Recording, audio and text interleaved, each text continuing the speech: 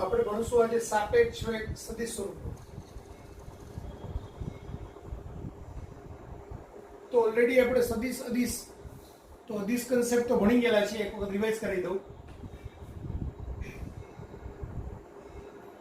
a no b ની સાપેક્ષે વેગ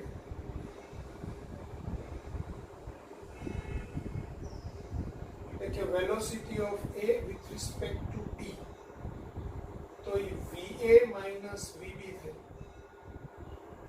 અથવા તો આપણે આમ પણ કહી શકાય કે a નો જમીનની સાપેક્ષે વેગ vag માઇનસ vbg, b નો જમીનની સાપેક્ષે વેગ. આ જમીનની જગ્યાએ ત્રીજી કોઈ પણ xyz વસ્તુ હોઈ શકે, એટલે વ્યાપક રીતે vax માઇનસ vbx આમ લખાય. તે જ રીતે b નો એની સાપેક્ષે વેગ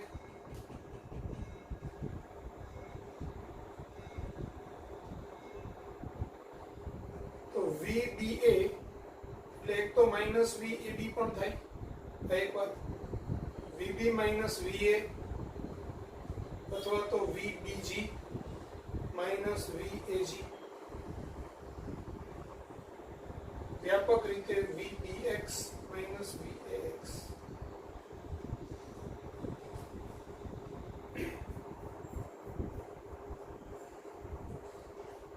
vab ને આપણે આમ પણ લખી શકાય કે vax વત્તા vxb.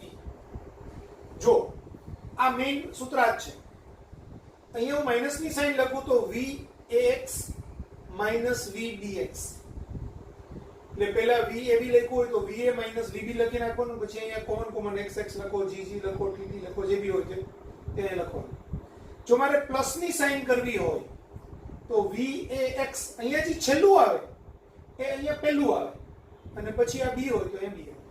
vab તો vax વત્તા vxb, તો અહીંયા હું પ્લસ લખું. આમ બી મને ખબર છે vxb એટલે માઇનસ vbx થાય, આ માઇનસ vbx તો પ્લસ vxb થાય. ક્લિયર થઈ ગયું?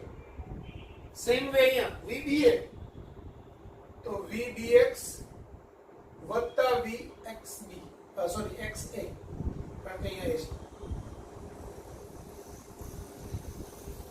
બરાબર. તો આ આપણું સદિશ સ્વરૂપ થયું. હવે વેગનું જેવું સૂત્ર છે એવા જ પ્રવેગના સૂત્ર આવે. અહીંયા v ની જગ્યાએ a આવે, એટલે vab બરાબર aa માઇનસ ab. એટલે સાપેક્ષ પ્રવેગના પણ સૂત્રો હોય અને એ સેમ આ જ કન્સેપ્ટ થી હોય. વેગનો જે કન્સેપ્ટ લાગુ પડે ત્યાં વેગના નિશાનીની જગ્યાએ પ્રવેગની નિશાની આવે. સેમ કન્સેપ્ટ થી સૂત્ર આવે. એના લખાવતો નથી, ખાલી કન્સેપ્ટ તમને સમજાવી દઉં. એનો ક્યારેક રેર ઉપયોગ થાય તો એનું સૂત્ર જેમ વેગનું બનાવીએ તેમ જ આપણે પ્રવેગનું બનાવવાનું થશે.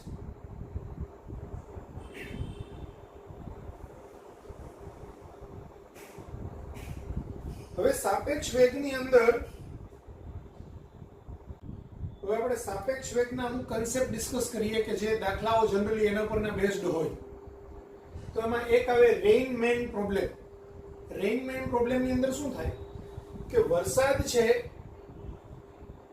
એ અધો દિશામાં ગતિ કરતો હોય, એટલે કે ઉપરથી પાણીનું ટીપું ગુરુત્વાકર્ષણની અસર હેઠળ ગતિ કરતું કરતું નીચે આવે, બરાબર. તો velocity of rain with respect to ground A vrg એ અધો દિશામાં હોય. હવા સ્થિર છે, પવન જરાય નથી, તો પવનની ગેરહાજરીમાં આપણે એમ કહીએ કે એક વ્યક્તિ ચાલતો ચાલતો જઈ રહ્યો છે. એ વ્યક્તિનો વેગ velocity of man with respect to ground એ આ ડાયરેક્શનમાં છે, બરાબર. તો વ્યક્તિએ પોતાની છત્રી ઉર્ધ્વ દિશા સાથે કેટલા ખૂણે નમાવવી જોઈએ કે જેથી એ વરસાદથી બચી શકે, બરાબર. તો આપણે એમ કહીએ કે ભાઈ એની રિલેટિવ વેલોસિટી ફાઇનલ આમ હોય તો આપણે છત્રીને આમ રાખી દઈએ તો એ મેક્સિમમ બચી શકે. તો એને બચવા માટે એનું પરિણામી વેગ velocity of rain with respect to man એ ની આ ડાયરેક્શનમાં હોવું જોઈએ. તો velocity of rain with respect to man નો મતલબ શું થાય? VRM આપણે શોધવાનું છે. VRM એટલે VRG માઈનસ VMG થાય. હવે મારે બે સદિશની બાદબાકી કરવી છે. તો VMG સદિશ આમ હોય તો માઈનસ VMG સદિશ આમ થાય કે નહીં?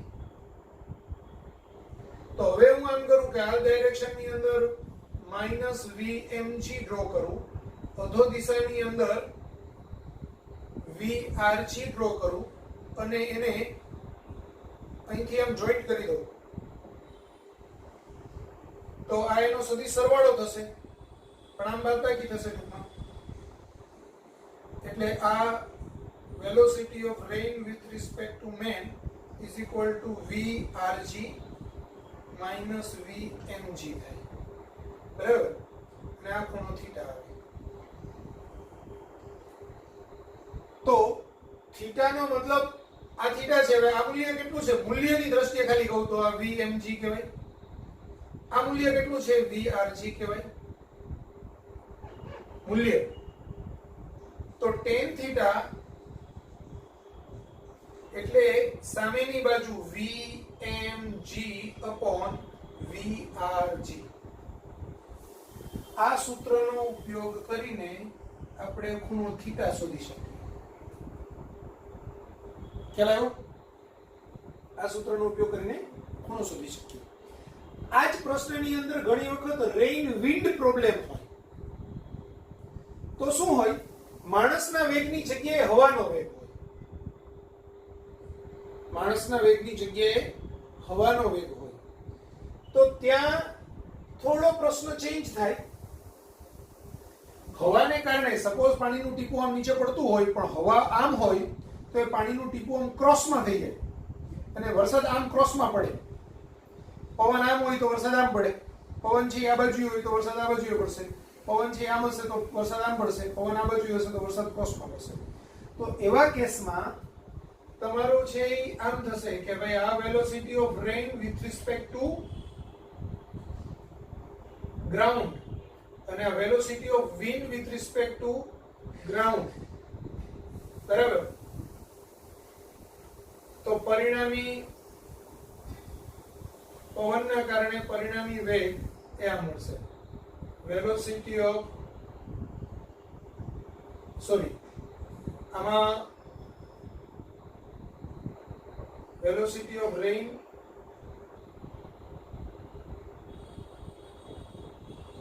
with respect to wind અને velocity of wind with respect to ground. તો આ velocity of rain with respect to ground એટલે જમીનની સાપેક્ષે આમ પડશે. સ્થિર જમીન પર છે એ આમ પડતું હોય એમ લાગે.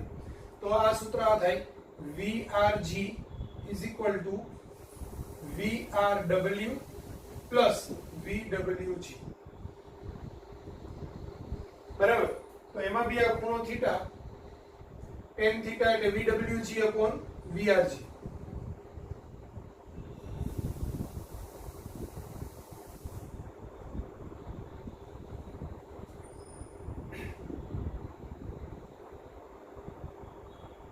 તો એમાં છત્રી છે આ રીતે અહીંયા નમાવી પડે એટલે આ થીટા છે આની મદદથી શોધાય.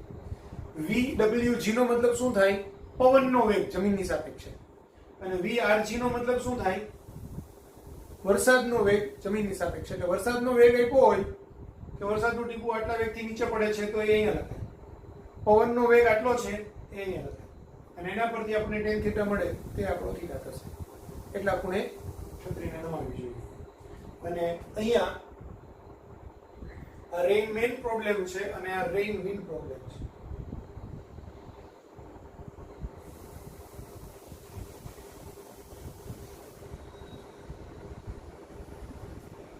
ક્લિયર? લખી નાખજો, આઉટ લખી નાખજો.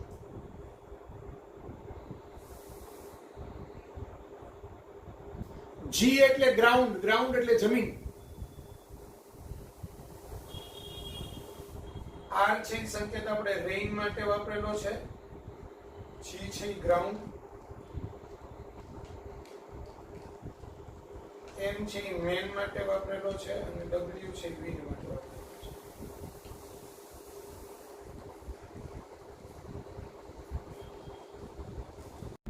હવે બોટ રિવર પ્રોબ્લેમ અથવા તો મેન રિવર પ્રોબ્લેમ.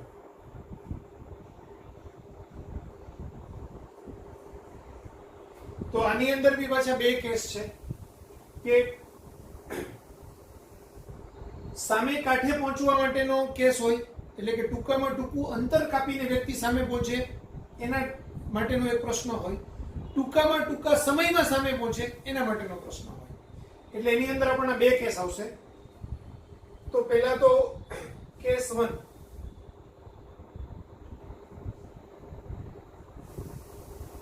ટૂંકામાં ટૂંકા રસ્તે નદી ઓળંગવી. ટૂંકામાં ટૂંકા રસ્તે નદી ઓળંગવી અથવા લંબ રૂપે નદી ઓળંગવી અથવા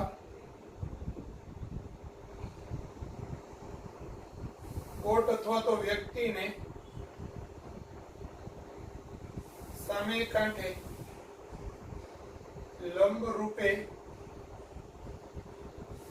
પહોંચવા માટે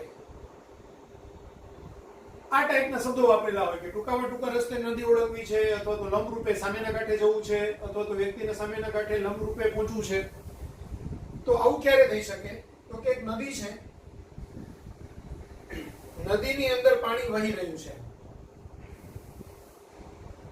બરાબર? એટલે પાણી આ ડાયરેક્શનમાં જઈ રહ્યું છે.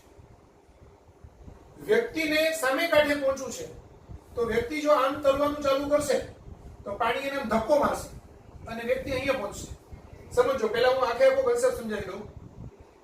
પાણીનો વહેણનો વેગ આમ છે, બરાબર? વ્યક્તિ જો આમ પહોંચવાની ટ્રાય કરે તો પહોંચે ક્યાંક અહીંયા.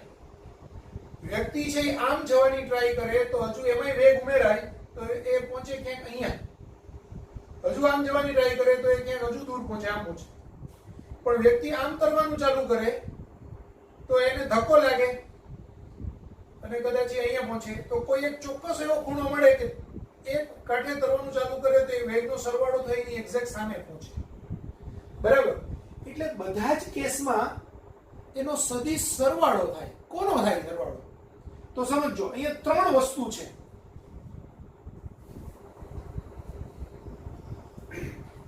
એક velocity of boat with respect to water,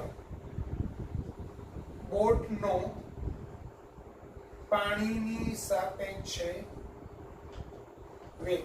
હવે બોટની જગ્યાએ જો મેન અથવા તો વ્યક્તિ વાપરવું હોય તો velocity of person with respect to water તો એ પી લખ્યું હોય, અથવા મેન લખ્યું હોય તો mw લખ્યું હોય. પણ આપણે અહીંયા બોટ શબ્દ વાપરીએ પછી બોટની જગ્યાએ મેન અથવા તો વ્યક્તિ પર્સન એવું વાપરી શકાય.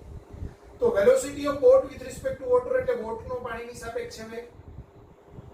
Velocity of water with respect to ground એટલે કે પાણીનો જમીનની સાપેક્ષે વેગ. હવે ધ્યાન આપજો, જ્યારે તમને એમ કીધેલું હોય કે વ્યક્તિ પાણીમાં આટલી ઝડપથી તરી શકે છે, પાણીમાં તરી શકે છે, મતલબ વ્યક્તિનો પાણીની સાપેક્ષે વેગ આપ્યો છે, bw આપ્યો છે. જ્યારે તમને એમ કીધું હોય કે નદીના પાણીનું વહેણ આટલા મીટર પર સેકન્ડની ઝડપ છે, અથવા તો વહેણની ઝડપ આટલી છે, અથવા તો નદીનું પાણી આટલા વેગથી વહી રહ્યું છે, બરાબર, અથવા તો નદીનું વહેણ આટલા કિલોમીટર પર અવર છે, અથવા નદીના પાણીના વહેણની ઝડપ આટલી છે, તો એ બધું જ શું આપ્યું છે? Velocity of water with respect to ground આપેલું છે, vwg, પાણીનો જમીનની સાપેક્ષે વેગ આપેલો છે. Is it clear? શું પૂછ્યું છે? તો velocity of boat with respect to ground એટલે કે બોટનો જમીનની સાપેક્ષે વેગ અથવા તો પરિણામી વેગ. આ આપણો ફાઇનલ વેગ છે, velocity of boat with respect to ground. તો હવે સમજો, velocity of boat with respect to ground is equal to velocity of boat with respect to water plus velocity of water with respect to ground. મેં હમણાં જ તમને કીધેલું કે VAB હોય તો VA માઇનસ VB લખાય, અથવા તો VAG માઇનસ VBG લખાય, અથવા તો VAG માઇનસ VGB લખાય, અથવા તો VAX માઇનસ VXB લખાય. સોરી, પ્લસ VXB લખાય. તો પ્લસ લખવું હોય તો અહીંયાથી છેલ્લો અક્ષર આવે, અહીંયા પહેલા આવે. જો મારે VBG લખવું હોય તો કાં હું એમ લખું VBW માઇનસ VGW. માઇનસ આવે તો GW આવે, પ્લસ આવે તો WG આવે. તો VBG is equal to VBW plus VWG. હવે પ્લસ છે એટલે સરવાળો છે. તો આમ હોય તો આ નદી, એમાં આપણે અંતિમ વેગ અહીંયા જોઈએ છે. તો આ વેગ આમ હોય અને નદીના પાણીનો વેગ આમ હોય. તો આ શું આપ્યું છે? Velocity of boat with respect to water છે. આ શું છે? Velocity of water with respect to ground છે. આનો અને આનો સરવાળો VBW પ્લસ VWG એટલે આ પરિણામી વેગ VBG. VBG એટલે VBW પ્લસ VWG. ઘણી જગ્યાએ આને V1 લખ્યું હોય, આ V2 લખ્યું હોય તો આ V આવે. પરિણામી વેગ V. V1 એટલે બોટનો જમીનની સાપેક્ષે પાણીની સાપેક્ષે વેગ, V2 એટલે પાણીનો જમીનની સાપેક્ષે વેગ, અને V બરાબર V1 પ્લસ V2 સદિશના સ્વરૂપમાં. તો પરિણામી વેગ અથવા તો બોટનો જમીનની સાપેક્ષે વેગ. તો ટૂંકામાં ટૂંકા રસ્તે બોટને જવું છે, મતલબ જમીનની સાપેક્ષે એને સામે પહોંચવું છે. એ તરવાની સ્ટાર્ટ આમ કરશે, બરાબર. હવે આ ખૂણો આપ્યો હોય, કયા ખૂણે તરવું જોઈએ?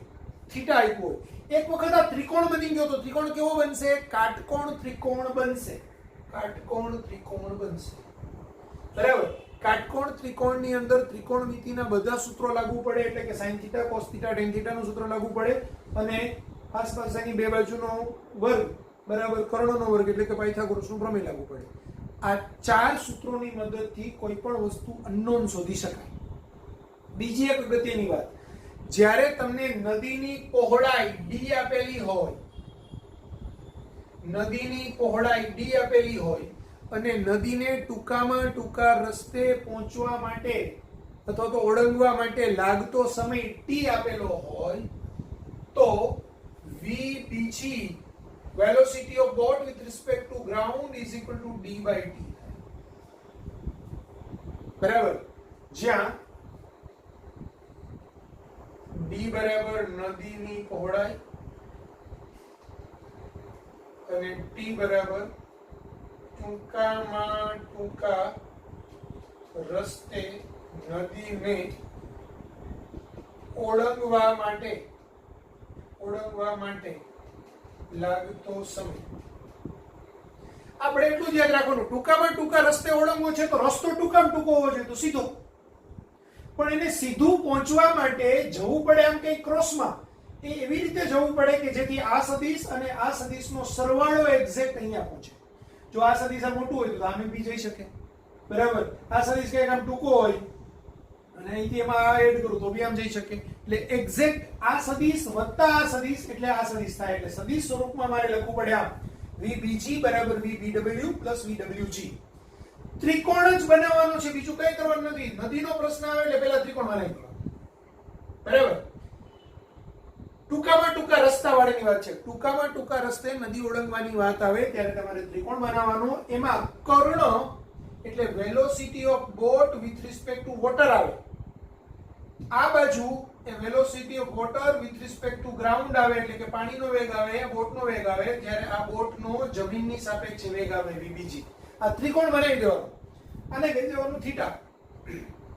આટલું થઈ ગયું પછી કઈ ટેન્શન નથી. હવે sin થીટા તો શું? સામેની બાજુ છેદમાં કર્ણ VWG upon VBW. cos theta તો શું? તો કે પાસેની બાજુ છેદમાં કર્ણ VBG upon VBW. tan theta તો સામેની બાજુ છેદમાં કર્ણ VWG upon VBG. પાયથાગોરસનો પ્રમેય તો VBW નો સ્ક્વેર બરાબર VWG નો સ્ક્વેર વત્તા VBG નો સ્ક્વેર. આ ચાર સૂત્રનો ઉપયોગ કરીને અને એક પાંચમું સૂત્ર VBG એટલે d/t નદીની પહોળાઈ છેદમાં સમય. આટલાનો ઉપયોગ કરીને તમને કોઈ બી વસ્તુ આ બે આપ્યું હોય તો થીટા અને આ શોધી શકાય. બરાબર. આ બે આપેલું હોય તો આ અને આ શોધી શકાય. આ ચારમાંથી કોઈ બી બે વસ્તુ આપેલી હોય તો બાકીની બે અનનોન વસ્તુ આ ચારમાંથી કોઈ બી સૂત્રનો તમે પ્રેક્ટિકલી યુઝ કરી અને શોધી શકો. સપોઝ હું એમ કહું કે આ બે આપેલું છે તો શું છે VBG છે મારી પાસે થીટા છે તો પહેલા હું cos θ નું સૂત્ર વાપરું તો આ મળી જાય. tan θ નું સૂત્ર વાપરું તો આ મળી જાય. બરાબર. મને આ બે આપેલું છે તો આ બે આપેલું છે તો સામેની બાજુ છેદમાં કર્ણ sin θ નું સૂત્ર વાપરું તો આને આ તો આપેલું છે તો મને θ મળી જાય. બરાબર. અને પાયથાગોરસનો પ્રમેય વાપરું તો મને આ મળી જાય. એટલે તમને જે બી અનનોન આપ્યો પછી હવે આ મળી ગયું પછી સપોઝ તમને સમય આપ્યો હોય તો નદીની પહોળાઈ મળી જાય, d આપ્યો હોય તો t મળી જાય, d અને t આપ્યો હોય તો v બીજી મળી જાય. ખ્યાલ આવ્યો? એટલે આની મદદથી તમે ગમે તેવો ફેરવીને પૂછેલો પ્રશ્ન સૂત્ર અને આટલો કન્સેપ્ટ જ છે. ત્રિકોણ આ જ બને કોના માટે? ટૂંકામાં ટૂંકા રસ્તે નદી ઓળંગવા માટેની વાત છે. Is it clear? કોઈ કન્ફ્યુઝન? ટૂંકામાં ટૂંકા રસ્તે નદી ઓળંગવી હોય તો VBW આમ, VWG આ બાજુએ એટલે VBG આ બાજુ. હવે આપણે ટૂંકામાં ટૂંકા સમયમાં નદી ઓળંગવી છે, ઓછામાં ઓછા સમયમાં. તો એના માટેનો કન્સેપ્ટ સમજીએ. કેસ 2. ઓછામાં ઓછા સમયમાં નદી ઓળંગવી. હવે ઓછામાં ઓછા સમયમાં નદી ઓળંગવાની થાય તો એનો પરિણામી વેગ, બોટનો પરિણામી વેગ હાઈએસ્ટ હોવો જોઈએ. બરાબર. એટલે એવા કેસની અંદર બોટ લંબરૂપે ગતિ સ્ટાર્ટ કરવી જોઈએ. એટલે કે બોટનો velocity of boat with respect to water લંબરૂપે હોવો જોઈએ. જ્યારે પહેલામાં velocity of boat with respect to ground લંબરૂપે હોવો જોઈએ. ધ્યાન આપજો. ટૂંકામાં ટૂંકા અંતરમાં નદી ઓળંગવાની હોય તો અહીંયા VBG લંબરૂપે હોવું જોઈએ. ટૂંકામાં ટૂંકા સમયમાં નદી ઓળંગવી હોય તો VBW લંબરૂપે હોવું જોઈએ. તો VBW પ્લસ VWG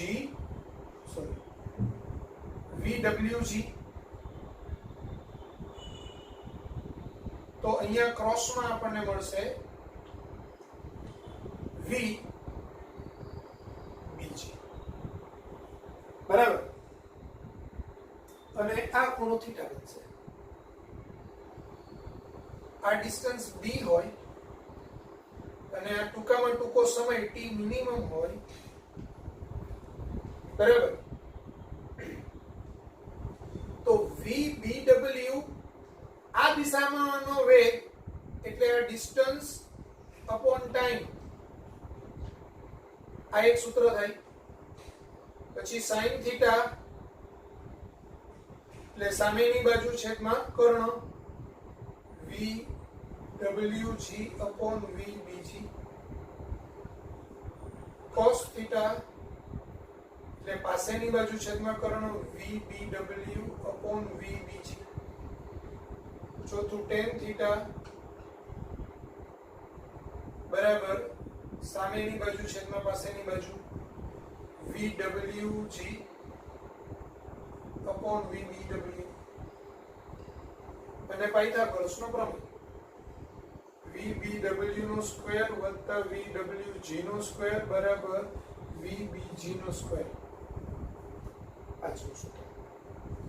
આ સૂત્રનો આપણે ઉપયોગ કરવાનો થાય. ધ્યાન આપજો. સૂત્ર બધા જ તમને ખબર છે. sin θ એટલે સામેની બાજુ છેદમાં કર્ણ, cos θ એટલે પાસેની બાજુ છેદમાં કર્ણ, tan θ એટલે સામેની બાજુ છેદમાં પાસેની બાજુ. પાયથાગોરસનો પ્રમેય તમને ખબર છે. પાસેની બે બાજુનો વર્ગ બરાબર કર્ણનો વર્ગ. અને આ વેગ એટલે અંતરના છેદમાં સમય. પણ આપણે ત્રિકોણ કયો બનાવવો બસ આટલું જ મગજમાં રાખવાનું છે, બીજું કઈ મગજમાં રાખવાનું નથી. ત્રિકોણ કયો બનાવવો તો ટૂંકામાં ટૂંકું અંતર હોય તો ત્રિકોણ આમ બને બસ, અને ટૂંકામાં ટૂંકો સમય હોય તો અંતર આમ બને, સૂત્ર આમ બને, એટલે ત્રિકોણ આમ બને. બંને કેસમાં આ પહેલો સદિશ એ હંમેશા v bw હોય, બીજો સદિશ હોય v wg હોય, અને આ ત્રીજો સદિશ એટલે કે પરિણામી સદિશ, આ પહેલો સદિશ, આ બીજો સદિશ, તો આ પરિણામી સદિશ, એ પરિણામી સદિશ v bg, બરાબર. અને આ થીટા, એટલે આ ત્રિકોણ પ્રમાણેના સૂત્રો ચેન્જ થઈ જશે. હવે આમાં આપેલો સદિશ vbw, જો આ છે ઈ અહીંયા, આ બીજો સદિશ vwg, આ બેનો સરવાળો એટલે આ પરિણામી આમ vbg, આ થીટા. હવે અહીંયા થીટામાં આ સામેની બાજુ ત્યારે આ કર્ણ છે, અને આમાં સામેની બાજુ ત્યારે આ પાસેની બાજુ છે, એટલે બેના સૂત્રો ચેન્જ થશે, એક નથી સૂત્રો, અલગ અલગ છે, બરાબર. આમાં આ ત્રિકોણને ધ્યાનમાં રાખી બધા સૂત્રો બનાવવાના, ત્યારે આ વેગ મળશે ડિસ્ટન્સ અપોન ટાઈમ કરવાથી vbc માટે. જ્યારે પહેલાની અંદર આ ત્રિકોણને ધ્યાનમાં રાખીને બધા સૂત્રો બનાવવાના, ત્યારે ડિસ્ટન્સ અપોન ટાઈમ પરથી મને vbw મળશે. ક્લિયર થઈ ગયું? કોઈ કન્ફ્યુઝન?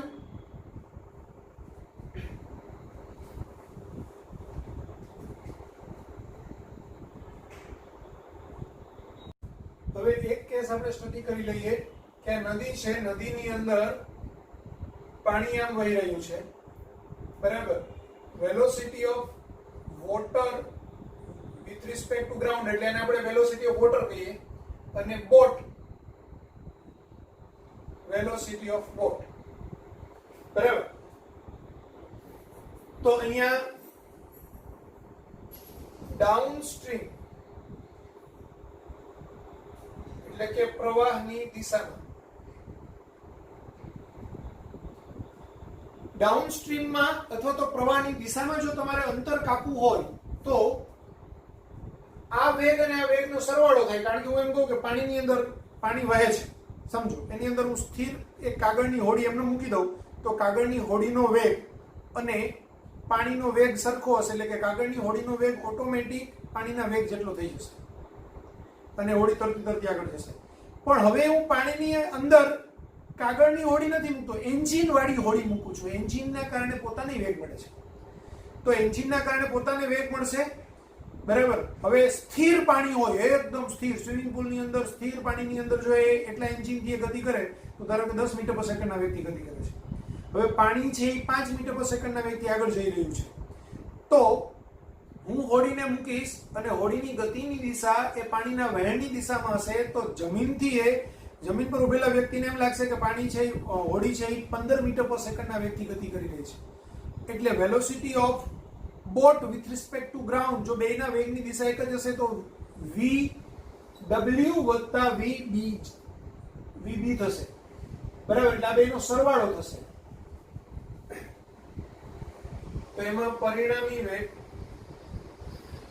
બરાબર vbw વત્તા vb થાય, અને એના માટે અને એના બરાબર ડિસ્ટન્સ અપોન ટાઈમ, તો એને લાગતો સમય t1 એટલે distance upon vbw plus vb.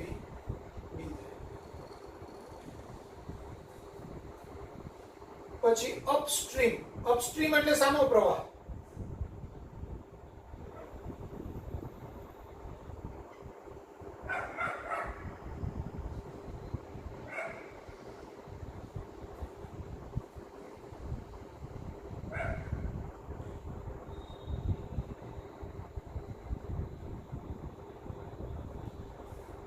તો પ્રવાહની વિરુદ્ધ દિશામાં પરિણામી વેગ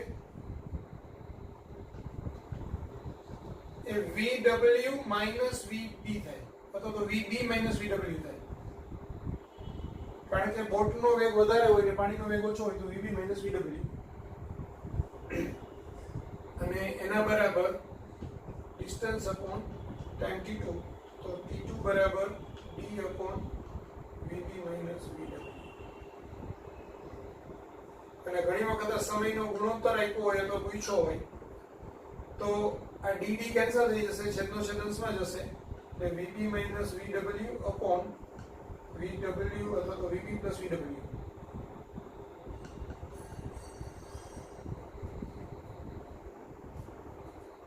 વીડી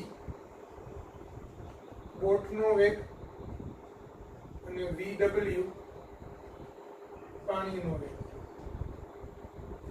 બરાબર, પણ બોટનો વેગ શેમાં? સ્થિર પાણીમાં બોટનો વેગ.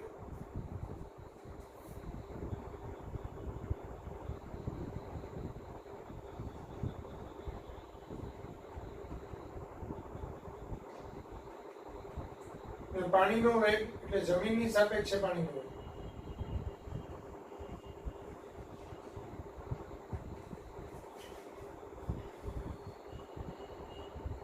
ક્લિયર થઈ ગયું? એક આપણે થોડો સ્ટડી કરી લઈએ નિયમિત વર્તુળમય ગતિનો.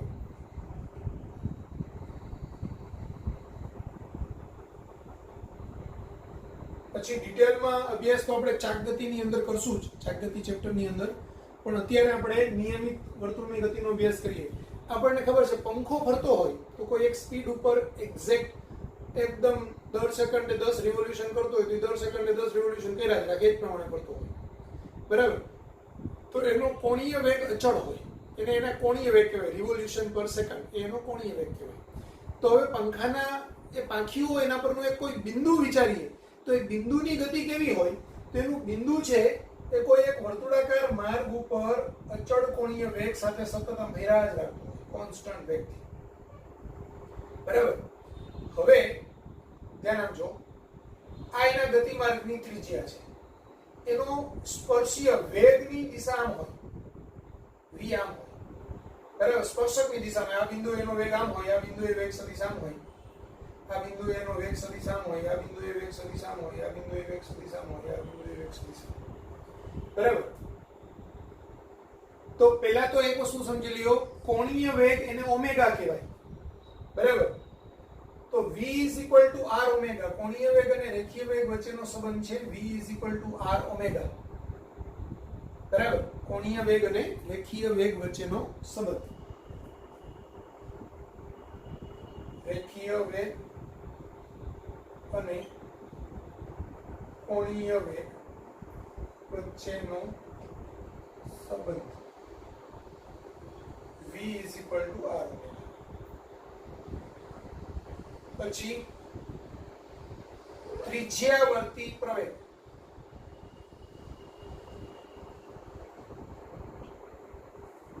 તો ત્રિજ્યાવર્તી પ્રવેગ એટલે શું?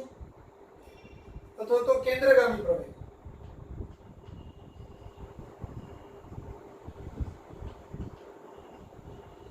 AC AR અથવા AC બરાબર v²/r.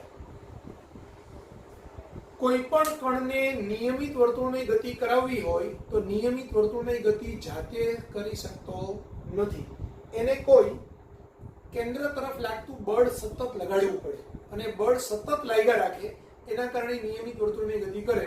તો એ જે કેન્દ્ર તરફ બળ લાગે એના કારણે એમાં જે પ્રવેગ ઉત્પન્ન થાય એ પ્રવેગને કહેવાય કેન્દ્રગામી પ્રવેગ અથવા તો ત્રિજ્યાવર્તી પ્રવેગ. હું એકદમ સાદું સીધું ઉદાહરણ આપું તમને કે અહીંયા આપણી પાસે એક પેન છે. બરાબર, આ પેનને મારે વર્તુળની ગતિ કરાવવી છે તો હું શું કરીશ? હું પેનને એમ કહું ચાલ ફરવા માંડ, વર્તુળની ગતિ કર. પેને ના પાડી દીધી, વર્તુળની ગતિ કરવાની ના પાડી દીધી. કેમ? કારણ કે મેં એના પર કેન્દ્રગામી બળ લગાવ્યું નથી. હવે હું એને કહું નહીં કે ભાઈ પેન તું ગતિ કર, પણ હું ખાલી કેન્દ્રગામી બળ લગાડું તો એની વર્તુળમય ગતિ ચાલુ થઈ જશે. ક્યાં સુધી ચાલુ રહેશે? જ્યાં સુધી મારું બળ લગાડવાનું ચાલુ રહેશે ત્યાં સુધી પેનની વર્તુળમય ગતિ ચાલુ રહેશે. જેવું હું કેન્દ્રગામી બળ બંધ કરીશ, વર્તુળમય ગતિ બંધ. ક્લિયર થઈ ગયું? તો કોઈ પણ પદાર્થને વર્તુળમય ગતિ કરાવડાવી હોય તો એના પર સતત કેન્દ્રગામી બળ લાગુ પાડવું જરૂરી છે, અને કેન્દ્રગામી બળના કારણે એનામાં સતત કેન્દ્રગામી પ્રવેગ ઉત્પન્ન થયેલો રહેવો જરૂરી છે. કારણ કે અહીંયા કણનો વેગ v બદલાતો નથી, એટલે એનું મૂલ્ય એટલે એની ઝડપ v બદલાતી નથી. અહીંયા ઝડપ આમ છે, અહીંયા ઝડપ આમ છે, અહીંયા ઝડપ આમ છે, અહીંયા ઝડપ આમ છે, એટલે વેગ છે એ સદિશ રાશિ છે. સદિશ રાશિ છે તો સદિશનું મૂલ્ય અચળ છે. આખા સમગ્ર ગતિ દરમિયાન વેગનું મૂલ્ય અચળ છે, પણ દિશા તો ક્ષણે ક્ષણે બદલાય છે. હવે બદલાતી જતી દિશા, વેગ એ સદિશ રાશિ છે એટલે એનું મૂલ્ય બદલાય તોય વેગ બદલાયો છે એમ કહેવાય, એની દિશા બદલાય તોય વેગ બદલાયો છે એમ કહેવાય, મૂલ્યની દિશા બદલાય તો પણ વેગ બદલાયો છે એમ કહેવાય. તો અહીંયા એની સતત દિશા બદલાય છે, મૂલ્ય બદલાતું નથી. તો એ સતત દિશા બદલાય ત્યારે પણ આપણે એમ કહી શકાય કે કણ પ્રવેગી ગતિ કરે છે, અને એ મૂલ્ય બદલવા માટે જરૂરી પ્રવેગ એને કેન્દ્રગામી પ્રવેગ અથવા તો ત્રિજ્યાવર્તી પ્રવેગ કહેવાય. આપણે ભણી ગયેલા છીએ કે જ્યારે વેગ અને પ્રવેગ પરસ્પર લંબ રૂપે હોય ત્યારે માત્ર દિશા બદલાય, બરાબર, માત્ર વેગની દિશા બદલાય. અને અહીંયા પણ એ જ કેસ છે. કેન્દ્રગામી પ્રવેગમાં વેગ અને પ્રવેગ પરસ્પર લંબ દિશામાં છે તો એ પ્રવેગને ત્રિજ્યાવર્તી પ્રવેગ અથવા તો કેન્દ્રગામી પ્રવેગ કહેવાય, અને AR અથવા તો AC એ v²/r હોય. હવે કેન્દ્રગામી બળ, બળ એટલે દળ ગુણાકારમાં પ્રવેગ. કેન્દ્રગામી બળ FC બરાબર MAC એટલે કે mv²/r. ક્લિયર થઈ ગયું? પછી અહીંયા v r ઓમેગા તમે મૂકવું હોય તો મૂકી શકાય, કોઈ ના ન પાડી શકે. તો એક r ઉડી જશે એટલે r ઓમેગા સ્ક્વેર આમ પણ થાય. અહીંયા બી આ mv²/r એટલે m r ઓમેગા નો સ્ક્વેર/r એટલે કે m r ઓમેગા સ્ક્વેર. આ સૂત્ર પણ થાય.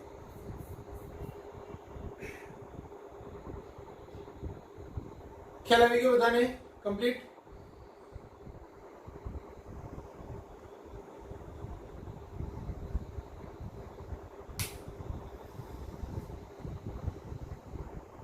હવે સાથે સાથે બીજો કન્સેપ્ટ બી સમજાવી દો એટલે તમને થોડું કન્સેપ્ટ ક્લિયર વધારે રહે. સમજો, રેખીય વેગ એટલે એકમ સમયમાં કાપેલું અંતર છે, રેખીય અંતર. જ્યારે કોણીય વેગ એને એકમ સમયમાં અંતરેલો ખૂણો છે, એકમ સમયમાં અંતરેલો ખૂણો. હવે કોઈ કણ છે એ કેપિટલ T જેટલા સમયમાં એક વર્તુળ પૂરું કરે, કેપિટલ T સમયમાં, તો એને 2π રેડિયન નો ખૂણો અંતરેલો કહેવાય, કારણ કે આખું વર્તુળ એટલે 2π રેડિયન નો ખૂણો. તો હું એમ કહું કે T સમયમાં એને અંતરેલો ખૂણો છે 2π રેડિયન, બરાબર. તો એનો કોણીય વેગ ઓમેગા એટલે ખૂણો, રેડિયનમાં ખૂણો 2π છેદમાં લાગતો સમય t, તો ઓમેગા બરાબર 2π/t કહેવાય, બરાબર. જ્યાં t છે એ આવર્તકાળ છે. શું છે આવર્તકાળ? એટલે કે એક વર્તુળ પૂરું કરવા માટે લાગતો સમય. તો ઓમેગા = 2π/t થાય. હવે હું એમ કહું કે આનો રેખીય વેગ v, તો એને રેખીય ઝડપ v. તો રેખીય ઝડપ મતલબ શું થાય? એને કાપેલું અંતર, કેટલું અંતર કાપશે? તો કે એના પરિઘ જેટલું. તો v બરાબર કાપેલું અંતર 2πr છેદમાં લાગતો સમય t, પણ 2π/t એટલે તો ઓમેગા, એટલે ઓમેગા × r એટલે કે r ઓમેગા. થઈ ગયું? v = r omega. તો v = r ઓમેગા એટલે v બરાબર 2πr/t છે. અને 2π/t એમાં 1/t ને આવૃત્તિ પણ કહેવાય, એ આપણે આગળ જતા જોઈશું. તો આને આવૃત્તિ f પણ લખાય, એટલે ઓમેગા બરાબર 2π/t તો 2πf, બરાબર. તો v = 2πr/t અથવા તો ઓમેગા × r અથવા તો r ઓમેગા. તો આટલું લખી નાખો.